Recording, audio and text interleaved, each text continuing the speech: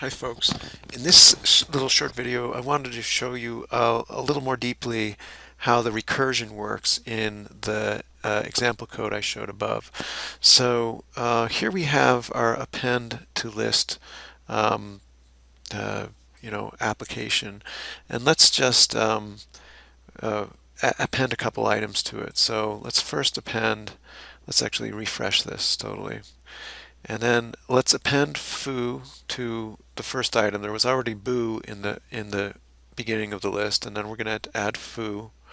And now let's add a bar node to the list. Okay. So now if we look in the console and traverse the list, let's clear it. We can see we get boo, foo, bar. Okay. So how did that actually get produced? How did that traverse happen? It happened recursively.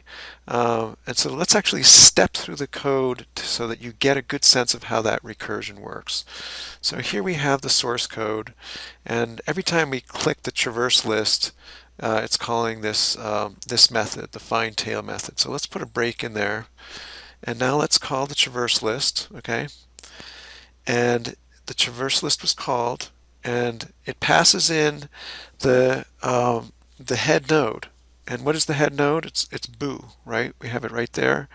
If I roll over current node, you can see that uh, the node has the value of boo, and then it shows the next node, which is foo. Okay, and then we step through one by one, and we look and we see whether the current node, which is boo, whether the next attribute is null or not. In this case, it's not null, right? Because next is pointing to foo, so it's going to skip down here. It's going to not run this line. It's going to go to this line. So let's step through. It comes down here, and this is where the recursion happens. And because it's not null, it calls the method again right here. And instead of passing in the current node, it passes in the next node. So when we first called this method, we passed in boo. But now we're not calling the method. We're calling the method find tail, but instead of passing in boo, we're now passing in foo. See? Foo, right? The current node is boo, but we're not passing in the current node. We're passing in current node.next, which is foo, right? So current node, here's boo. It's pointing to next node, and we have this attribute attached to it, so it's passing in foo. Okay, so now we run it again.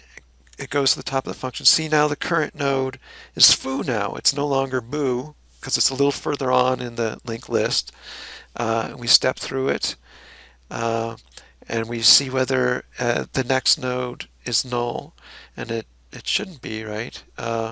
Because we're at foo and the next node is bar. Okay, so we're going to come back down here again, and we do, and now we call the method one more time recursively. We're passing in foo, goes to the top of the function. We're at foo, and now of course we're at the end of the linked list, and so it's null.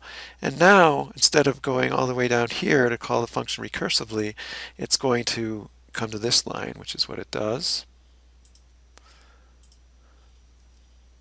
And that's it.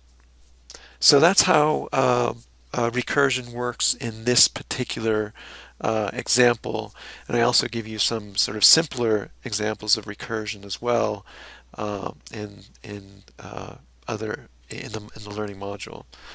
Okay, thanks for watching.